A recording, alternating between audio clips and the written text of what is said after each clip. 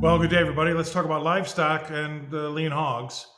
A good day today, up almost 2%, so tacking on some more gains. Last week was very hairy. I'm sure you know. I've been talking about this chart, lower left, upper right. It's very steep. It's very perilous, the word I've been using. But for right now, the speculators that are long are defending those longs, and they came in to buy it towards the end of last week and this week, and they're holding in there. So speculators defending their longs. And it also, something to be interesting, we've had a lot of talking heads do the rounds about, say, how our equity is going to handle a 2% 10-year yield.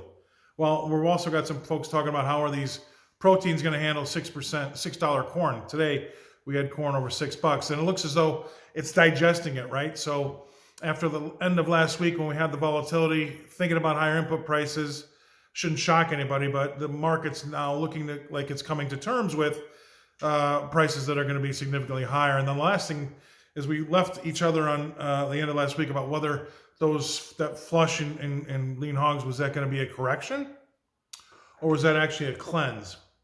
And it looks as though it's a correction. The speculative money came back in. They came back in on the long side, got some better deals.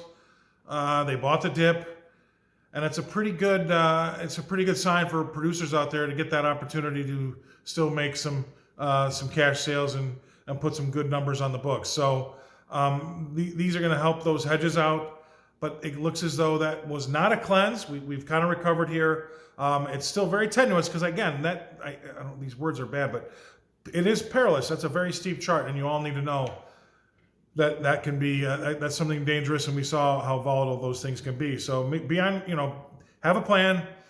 Be aware of what can happen like it did last week. We had a very volatile end, but it looks as though lean hogs have found their feet.